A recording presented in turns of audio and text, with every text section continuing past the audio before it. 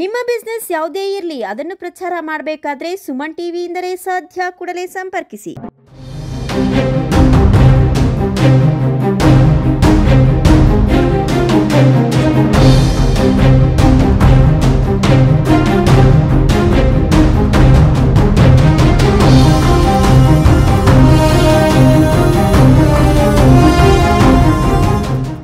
ದೇವರ ವಿಗ್ರಹದ ಮೇಲೆ ಕಾಲಿಟ್ಟು ಅನ್ಯ ಕೋಮಿನ ಮಹಿಳೆಯರು ಸ್ನಾನ ಮಾಡುವ ವಿಡಿಯೋ ವೈರಲ್. ಮೇಲಿನಿಂದ ಧುಮುಕುವ ನೀರಿನಲ್ಲಿ ಮೋಜು ಮಸ್ತಿ ಮಾಡೋ ಸಮಯದಲ್ಲಿ ಘಟನೆ. ಆಕಸ್ಮಿಕವೋ ದುರುದ್ದೇಶವೋ, ಗಂಗಮ್ಮ ವಿಗ್ರಹದ ಮೇಲೆ ನಿಂತು ಸ್ನಾನ ಮಾಡ್ತಿರುವ ಮಹಿಳೆಯರು. ಅಲ್ಲೊಂದು ಸುಂದರವಾದ ಜಲಾಶಯ ಇದೆ. ಆ ಜಲಾಶಯ ಇತ್ತೀಚೆಗಷ್ಟೇ ಮೈ ತುಂಬಿ ಕೋಡಿ ಹರಿತಿದೆ. ಕೋಡಿ ಹರಿಯೋ ನೀರಿನಲ್ಲಿ ಮಿಂದು ಸಂತಸ ಸಂಭ್ರಮ ಪಡಲು ಪ್ರತಿದಿನ ಸಾವಿರಾರು ಜನ ಪ್ರವಾಸಿಗರು ಅಲ್ಲಿಗೆ ಹೋಗ್ತಾರೆ. ಹೀಗೆ ಅಲ್ಲಿಗೆ ಹೋದ ಅದೊಂದು ತಂಡ ಕೋಡಿ ನೀರಿನಲ್ಲಿರೋ ದೇವರ ವಿಗ್ರಹದ ಮೇಲೆ ನಿಂತು ನೀರಿನಲ್ಲಿ ಮೋಜು ಮಸ್ತಿ ಮಾಡ್ತಿರುವ ದೃಶ್ಯಗಳು ಈಗ ಸಾಮಾಜಿಕ ಜಾಲತಾಣಗಳಲ್ಲಿ ಭಾರಿ ಚರ್ಚೆಗೆ ಕಾರಣವಾಗಿದೆ.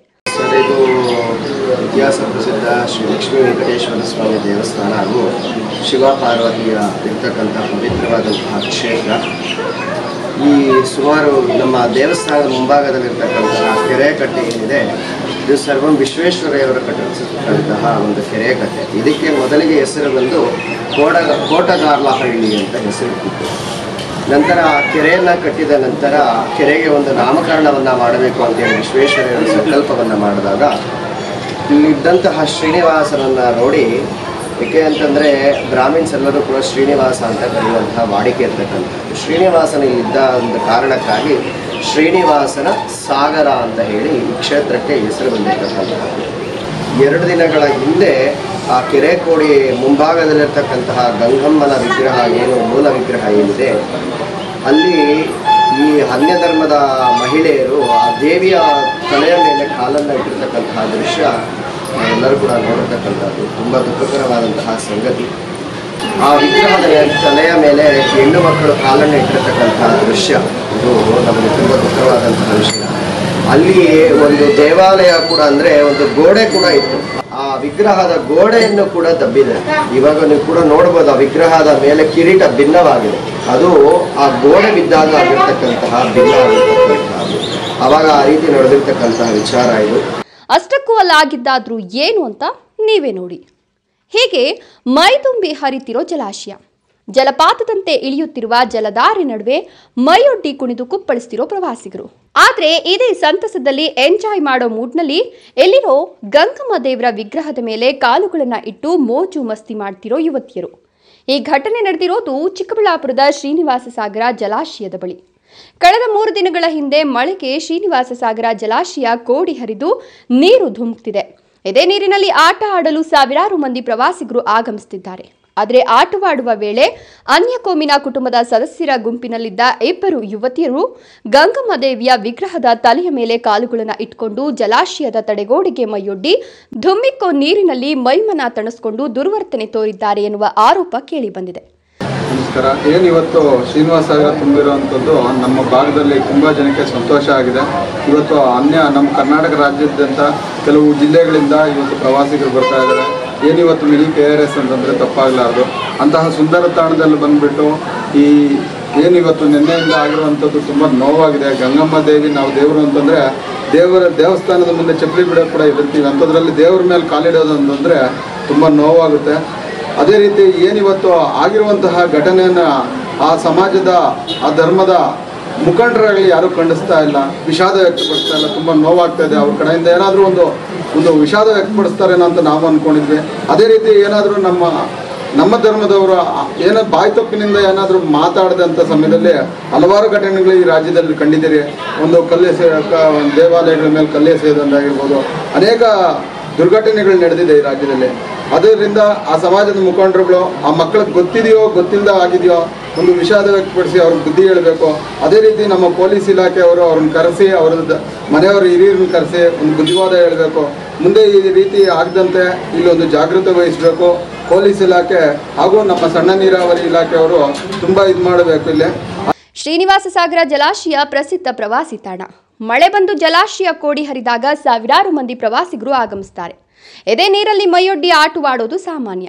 ಆದರೆ ಶ್ರೀನಿವಾಸ ಸಾಗರ ಜಲಾಶಯದ ಬಳಿ ಕೆಲವರು ಮದ್ಯ ಕುಡಿದು ಅಸಭ್ಯ ವರ್ತನೆ ಮಾಡೋದು, ಯುವಕ ಯುವತಿಯರು ರೊಮ್ಯಾನ್ಸ್ ಮಾಡೋ ಘಟನೆಗಳು ಸಹ ವರದಿಯಾಗಿದ್ವು.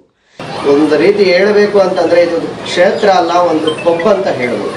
ಈ ಗಾರ್ಗಳ ಡೋರ್ಗಳನ್ನೆಲ್ಲ ತೆಗೆದುಬಿಟ್ಟು ಹಾಡುಗಳನ್ನ ಹಾಕ್ಕೊಂಡು ಎಣ್ಣೆಗಳು ಕುಡ್ಕೊಂಡು, ಆಮೇಲೆ ಗಾಂಜಾ ಕೂಡ ತುಂಬ ನಡೀತಾ ಇದೆ ಸರ್. ಏಕೆಂದರೆ ನಾವು ಒಂದ್ಸಲಿ ಎಲ್ಲ ಹೊರಗಡೆ ಹೋಗಿ ಬರಬೇಕಾದ್ರೆ ಅದನ್ನು ಕೂಡ ನಾವು ಎಲ್ಲಾರೇ ನೋಡಿದ್ದೀವಿ. ನಂತರ ಮತ್ತೆ ಪೊಲೀಸರು ನೀವೇನಿದ್ರ ಬಗ್ಗೆ ಕಂಪ್ಲೇಂಟ್ ರೈಸ್ ಮಾಡಿಲ್ಲ ಸರ್? ಮಾಡಿದ್ವಿ ಸರ್. ಅವಾಗ ಮಾಡಿದ ನಂತರ ಒಂದು ಸ್ವಲ್ಪ ದಿನ ಅವಾಯ್ಡ್ ಆಯಿತು, ತಿರ್ಗಾ ಮತ್ತೆ ಶುರುವಾಗಿದೆ. ಅದೇ ರೀತಿ ಶುರು ಆಗಿದೆ.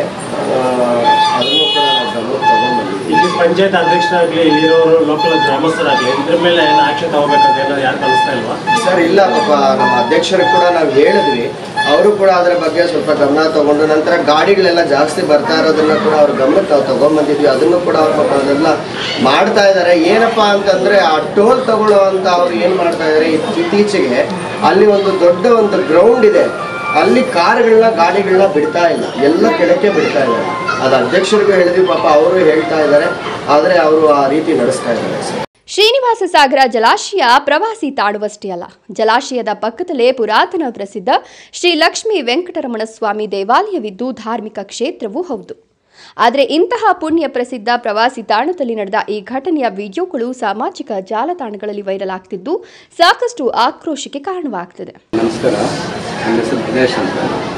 ಈಗ ಬಂದಿದ್ದು ಒಂದು ಒಳ್ಳೆಯ ಸಂದೇಶ ಕೊಡ್ತೀರಾ ಅಂತ ನಾವು ತಿಳ್ಕೊಂಡಿದ್ದೀವಿ. ಇದು ರಾಜ್ಯ ವ್ಯಾಪ್ತಿ, ದೇಶವ್ಯಾಪ್ತಿನೇ ಹರಡಬೇಕಿತ್ತು. ಏಕೆಂದರೆ ನಮ್ಮ ಹಿಂದೂ ಸಂಪ್ರದಾಯ ಪ್ರಕಾರವಾಗಿ ಒಂದು ದೇವತೆಗಳು ಅಂದರೆ ನಾವೊಂದು ದೊಡ್ಡದಾಗಿ ಗೌರವ ಕೊಡ್ತೀವಿ. ಹೇಗೆ ಅಂದರೆ ಈಗ ನೋಡಿರಿ, ಈಗ ನಮ್ಮ ತಾಲೂಕು, ನಮ್ಮ ಜಿಲ್ಲೆಯಲ್ಲೇ ಇಲ್ಲ, ಇತಿಹಾಸದಲ್ಲಿ ಈ ಥರ ಘಟನೆ ನಡೆದಿರೋದು ಎಲ್ಲಿ ಇಲ್ಲ.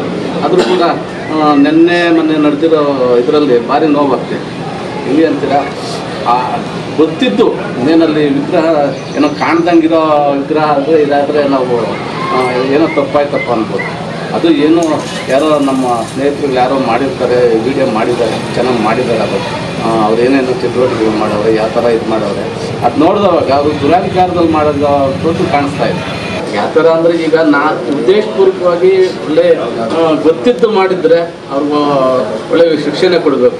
ಅಕಸ್ಮಾತ್ ಈಗ ಮಕ್ಕಳು ತಿಳಿದ ಮಾಡಿದರೆ ವಾದ ಮಾಡಿ ಅವ್ರನ್ನ ಇದು ಮಾಡಿ ಅವರ ಪೇರೆಂಟ್ಸ್ ಬಂದು ಕ್ಷಮೆ ಕೇಳಿದ್ರೆ ಒಳ್ಳೆಯದು ಅಂತ. ಮತ್ತು ಅವ್ರ ಸಂಬಂಧ ಇವರು ಇರ್ತಾರಲ್ಲ, ಅವರ ಸಮುದಾಯದ ಮುಖಂಡರುಗಳು, ಅವರು ಒಂದು ಪ್ರೆಸ್ ಮೀಟ್ ಮಾಡಿ ಈ ಥರ ನಡಿಬಾರ್ದಾಗಿತ್ತು, ನಡೆದಿದೆ, ಇದಕ್ಕೆ ನಮ್ಮದು ಕ್ಷಮೆ ಇರುತ್ತೆ ಅಂತ ಹೇಳುತ್ತೆ. ಅದು ಸೂಕ್ತವಾಗಿರುತ್ತೆ. ಮುಂದೆ ನಾವು ಅವರು ಚೆನ್ನಾಗಿ ಅನ್ನೋದಿರಬೇಕು ಅಂತ ನನ್ನ ಭಾವನೆ. ಒಟ್ನಲ್ಲಿ ಯುವತಿಯರು ಮಾಡಿರೋದು ಆಕಸ್ಮಿಕವೋ ಇಲ್ಲ ಉದ್ದೇಶಪೂರ್ವಕವಾಗಿಯೋ ಗೊತ್ತಿಲ್ಲ, ಆದರೆ ದೇವರ ವಿಗ್ರಹದ ಮೇಲೆ ಕಾಲಿಟ್ಟಿರೋ ದೃಶ್ಯಗಳು ಸಾಮಾಜಿಕ ಜಾಲತಾಣದಲ್ಲಿ ವೈರಲ್ ಆಗಿದ್ದು ನೆಟ್ಟಿಗರ ಆಕ್ರೋಶಕ್ಕೆ ಕಾರಣವಾಗಿದೆ.